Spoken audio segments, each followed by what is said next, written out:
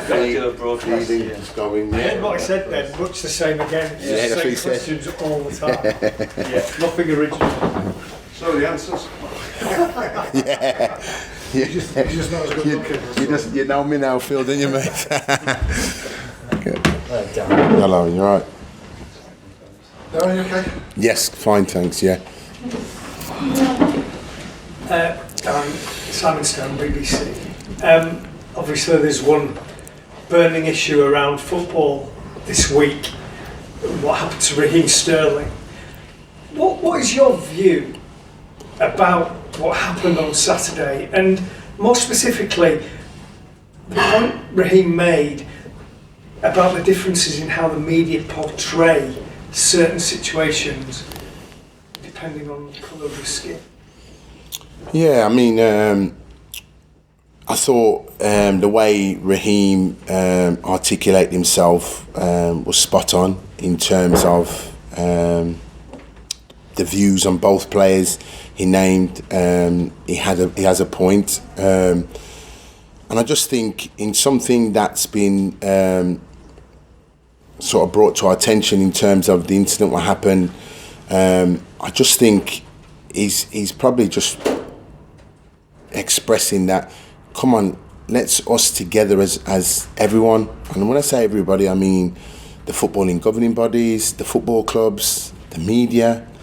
We have an opportunity here now to get good, clear, open messages and to educate people on this matter and really come together this and really make a step forward in trying to deal with this situation. For far too long, things like these isolated incidents have gone on far too long. We've highlighted them. This is another incident. I thought the football club's dealing with it admirably. I thought Raheem's comments have been articulated clear and open, and now it's up to us, everybody that loves the game so much. We love the game, and things, isolated situations that bring the bad points out in the game. It's been highlighted now. Come on, then let's all come together now and let's all do something about it. Let's all get the right messages out there. And I really feel that the media play a huge part. You can bring so much to stamping out and eradicating these kind of isolated incidents that seem to dominate the sport for the wrong reasons, and we give them a leverage for the wrong reasons. So for me, it's coming together now, and let's move this thing forward, but for positivity surrounding the game. Tyrone Mings pulled out of a radio interview earlier this week because he objected to the comments that had been made on that radio station by a pundit. Do you sympathise with that stance and the view that people often through ignorance just talk off the top of their heads and there's no comeback for it?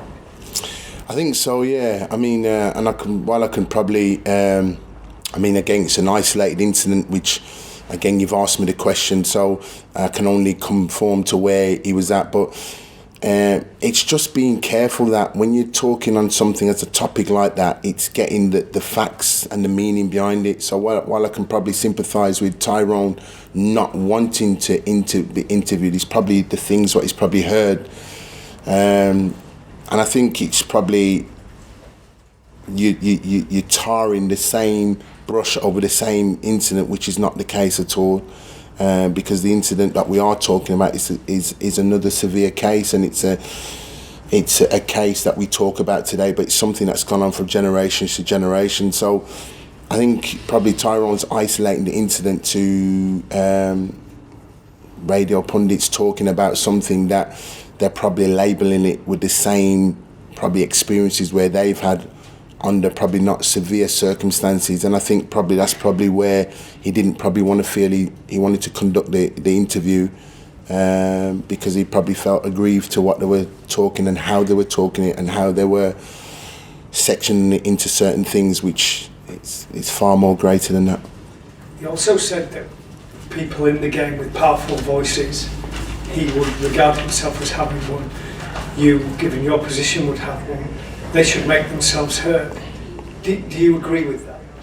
I'm speaking here now openly, and what I am calling for is I'm calling for all football clubs, all governing bodies, supporters, players, fans, stewards, everybody connected, media, connected with the beautiful game of football. We all love the game. It's a game that sends positive messages out worldwide. It's a universal language. It's watched by millions, adored by millions right across the globe. And I'm calling now for all of us to take a shared responsibility and let's stamp this problem that what comes rears its ugly head in isolated incidents like we seen last week, but it dominates the newspapers, the news. So while it dominates the newspaper news, let us come together in putting our foot forward in dealing with the matter and eradicating the situation once and for all areas, every single club that's in the profession. Do you think there's unconscious racism in football in society? Yeah, because it's the way it's probably been portrayed. We've probably lost the fact how it's been portrayed over the years and generations. So it just leads on, and that's why this is an incident which I think it's happened. It's happened for the wrong reasons. There's probably a lot of remorse going on with it, but it's happened, and it's what we do here going forward now. And we have the power. All of us here now listening to this message, we have the power to do something about it. And that's a beautiful thing. This is the thing now, coming out now, and this is the thing where I can air now, because we all have the power now to promote equality of all standards in our game. And that's what I'm sure Raheem, I'm sure myself, other people will say that let's go forward, let's move it forward. Come on, let's all join forces. Let's get the right messages out there. Let's say that we all come together as a nation and we don't condone what's happening in our football clubs, on the very stands, in the clubs that we've loved, in the clubs we've worked hard for over years and generations to see at the level that there are, to let these situations condemn us or portray us in a certain way, because we're not. And we're talking isolated situations, but we're all getting tarred with the same brush, which is wrong.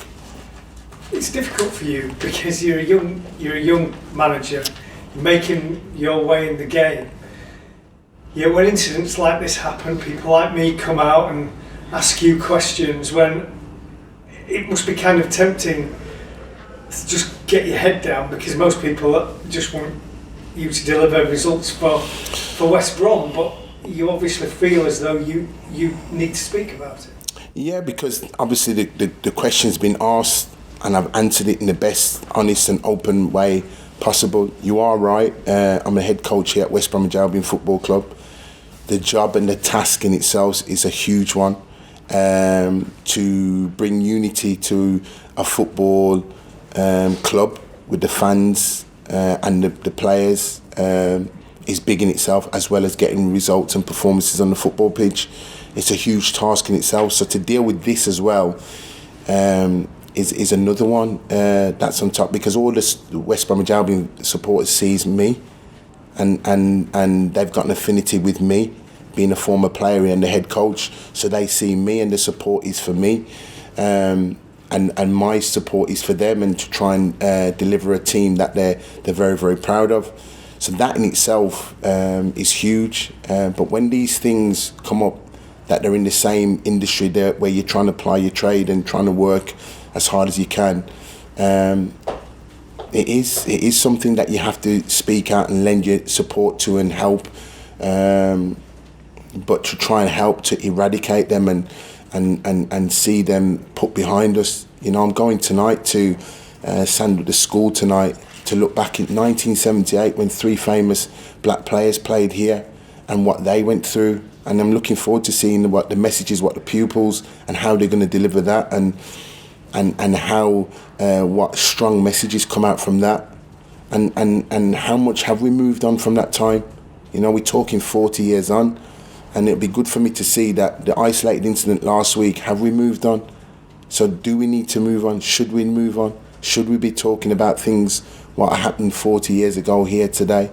So it'd be interesting for me tonight to go over there and support for the families over there tonight and everybody, and watch those children perform a powerful play. Because West Brom, I suppose, in the integration, for want of a better word, of black players within football, and I guess most people would hope that we have moved on since then and we are in a better place, but incidents like Saturday make us question that. Correct. I think everybody would have thought, if you'd have said that, have we moved on? I think everybody, or a high level of us, would say yes, we have.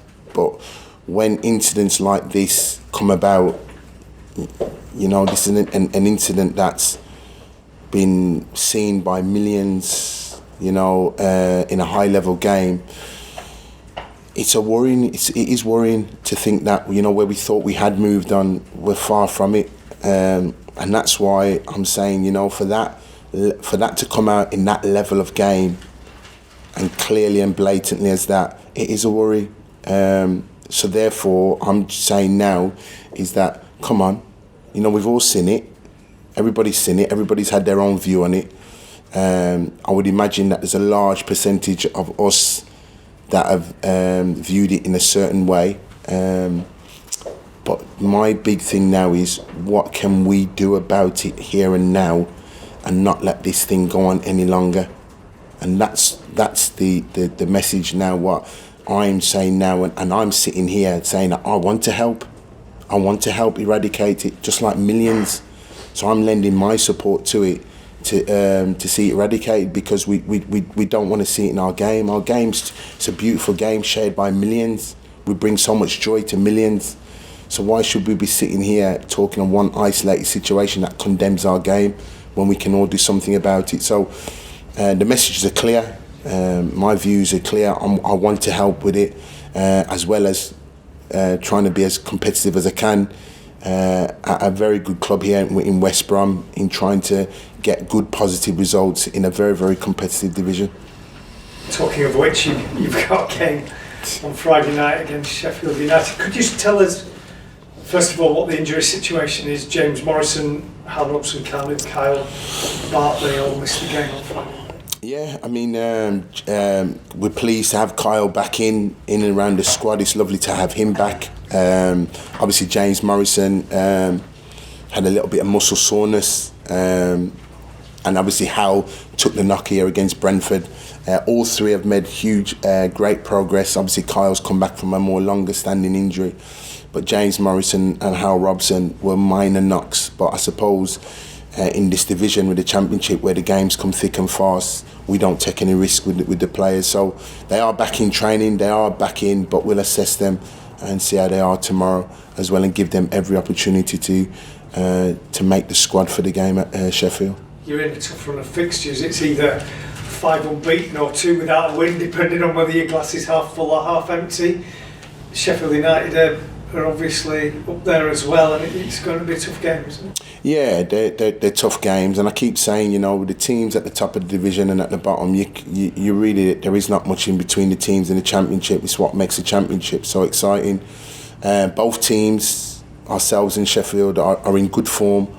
Both teams play attacking football. Both teams play football on the front foot. Far different from two managers that were former defenders and former teammates, and was all about keeping clean sheets and keeping the back door shut, really.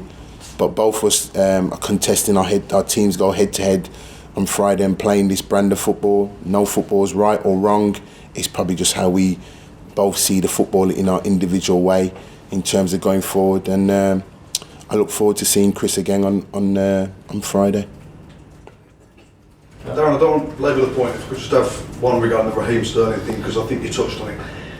Do you think that football has become complacent by the issue of racism in the last few years, as in the sort of attitude that we've probably won that battle?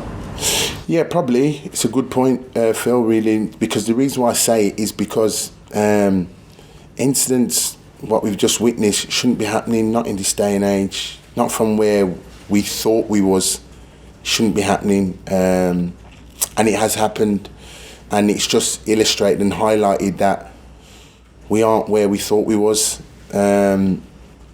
and the incident itself shows that no matter how you look at it, where we thought we was 5, 10 years, 15 years ago, we're nowhere near. And I think the incident, what's happened, has been so blatant that I think it's brought us as a footballing world together now, and I think we all share the matter that, yeah, we all can do something and we need to do something about it. And even as supporters in the stand, I'm sure if they hear things like that now, they'll point out the culprits and the individuals, and let's get them far away from our game, because it's those isolated incidents which are damaging our game, and they shouldn't damage our game, because we have a wonderful game, a beautiful game, that's watched and viewed by millions worldwide, adored by millions of kids wanting to come in and play the game, and we shouldn't let these people bring our game to the lower depths that we've seen it over the last couple of weeks. Well said, mate. Thank you. Good luck. Cheers. Thank you.